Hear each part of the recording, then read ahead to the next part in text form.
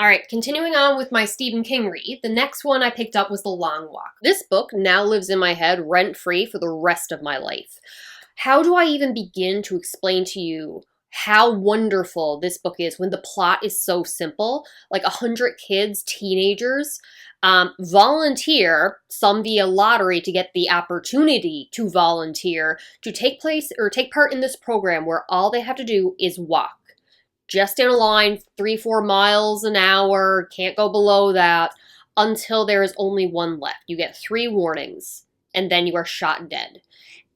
Last one standing, last one surviving wins the prize. But what is the prize? We don't know. It's simply just whatever you want. And that is all this book is on a surface level, is them walking. And I don't even like these characters. They are brash, crude teenage boys. That is not my style of humor. That's not what I connect with.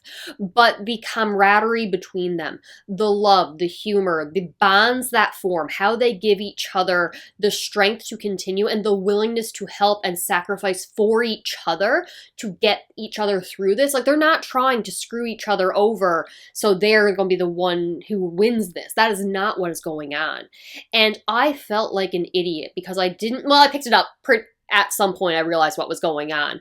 But then I learned that King wrote this when he was in university, I think, something like that, when the Vietnam War had already been going on for years. Kids, teenagers, young men being taken away from their home, forced into a never-ending war. I say forced, but you know what I mean. A war that you're not seeing the end of. You don't know when this is going to end.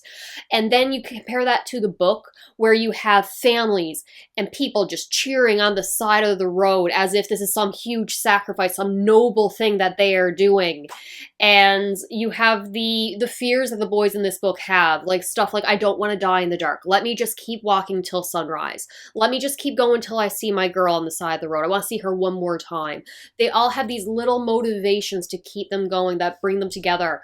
And I cannot tell you how much I love this book. The undertones of war is some of the greatest I've ever read.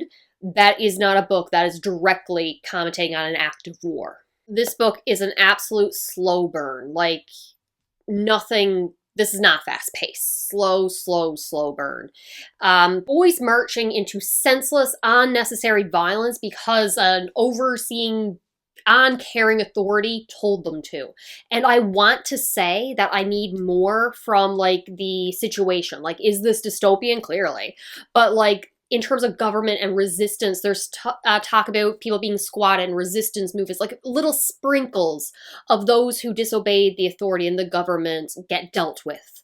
But it's so minor, it's barely there. But those little crumbs of world building just make this book 100% leaving you with no answers, just questions and a need and speculation. Your mind's filling in the blanks, but if I experienced this in other times, I'd almost be tempted to say lazy writing because you didn't give us anything. No, this gave us the perfect amount, and it's almost nothing, except for the Watermelon Man. I need to know what happened to him, and is he okay? As far as I'm concerned, this book is a masterpiece, 10 out of 10, new favorite of all time. A look at the darkness, but also love and empathy of humanity, but also questioning a lot about humanity. These kids walking down the side of a road is absolute psychological horror, and it is done brilliantly. Phenomenal. Did I mention I love this and it's living in my head rent-free for the rest of my life? 'Cause it is. Next is The Dead Zone, and I am 2 for 2 because this one, again, phenomenal. I don't know what I expected going in. I thought this was going to be kind of quirky, cheesy, sci-fi horror. I don't know why I thought that. I didn't even read the synopsis when I started. Basically, a man, John Smith, I feel like his name is. I'm bad with character names. He ends up getting into a car accident, and when he wakes up from his coma, nearly a decade has passed. Might have only been like 7 years. It's been several months since I read this book, and it still sticks with me. I still feel the emotion, but the details are foggy, and I really wish I took better notes, because my notes consist of, damn, Stephen King is a good writer. That is too realistic. I don't like this. This horror is too realistic, and it hurts me. But he wakes up from the coma, and life has moved on without him. His girlfriend, possibly fiance, was about to be fiance, has moved on, married, kids of her own. His family, his mother and father, have gone into debt trying to take care of him as he laid in the coma. Mother slipping into a combination of dementia, psychosis, religious fanaticism. The bond he has with his father is absolutely heartbreaking and beautiful, and the emotion of this book, as you feel him going through the pain of rehabilitation, and to him just like his life being someone else's as he's trying to rebuild who he is from the ground up. Like, his job is gone, his home is gone, his apartment, his girlfriend, everything has been taken away from him, and he has to start over. And now he is also having these psychic visions of the future, and little moments, some things. Like, if he touches someone, he figures out who they are, what they want, something that is about to happen to them in the future. So maybe he'll save someone's house from burning down. Maybe he'll catch a serial killer. Or maybe we'll have a clown politician buddy socialite running for president that's going to bring about Armageddon. I would say he was a cheesy character, and that's just over the top. But recent circumstances have proven that no, King might have pulled a Simpsons and predicted the future. But it's not perfect. The serial killer hunting was a little bit of a miss for me. I know other people love it. The political side is on full display. But the heart of this character is just where the story shines, and I love him so, so much.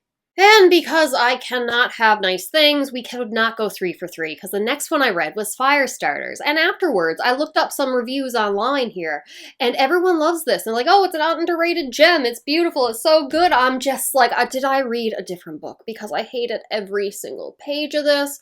I gave it a 2-star instead of a 1, but quite honestly, I can't remember why it gave it a 2 instead of a 1.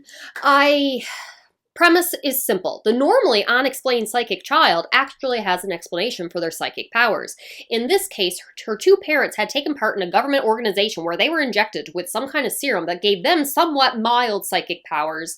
But then when they had a kid, she can now set things on fire and see the future and sense danger, and pyrokinetics is the big one. But yeah, so the government organization has now killed her parents. Her father is on the run with her.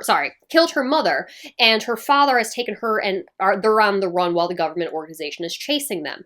I despise this because the characters, we're in like 3rd-person point of view, and there's such an emotional distance from everything. Like, I'm just being told a story rather than experience it. And the characters felt so flat to me. They did have a little bit of quirks and like history and dynamic with each other, but it don't know why they felt so hollow, just a way to progress the story rather than being full fleshed out characters. I feel like my issue is mostly that we're just starting off right in the action. Personally, I would have scrapped the entire idea of what this is, because this is just like action. If this had been like a domestic comedy, would have loved it, because it could have just been like, if you want to do the single father raising a child on his own, sure, whatever. Home and dealing with a pyrokinetic toddler that, and like combine that with the horrors of being a new parent, the insecurities, wondering if you're screwing up the sleepless nights, but instead of it being because of the baby's crying, it's because you're sitting up with a fire extinguisher worried she's going to set the crib on fire. Unsolicited advice that doesn't apply to your situation. Your parents or friends or whatever saying, hey, do this in this situation. And you're like, yeah, my kid's a little different. That's not going to work for them. I feel that would have been very interesting. It would have been funny. It would have been entertaining. Instead, we get so many by-the-book tropes of a standard big bad government and we're on the run from them. It felt like there was nothing unique to this. I will give the benefit of the doubt that this is an old King book and maybe he helped popularize some of these plot points that became standard, but right now it just feels like there's nothing unique. Did I mention I hate the characters? Because they are boring as hell. Should probably try to say something nice. The action was pretty good. Yeah, that's the only positive I can give it. I got nothing else. I would have preferred the entire focus just be shifted to the domestic comedy, and then just like in the background, we know that the government is watching them, and if you want the suspense of them not knowing, sure, let's go with that. Also, possibly racist depictions of characters, and I'm just like, there's so much other things I dislike about it. That's not one of the reasons I despise this. I was bored the entire time. I should have DNF'd it. I don't know why I didn't DNF it. I can't have nice things. I can't go 3 Stephen King books in a row without hating one of them. But the first 2, phenomenal. Love them. Favorite King books. That's all I got. I have already read The Mist, so that'll be in my next King wrap-up, and I don't know what's after that one. All right, talk to you later.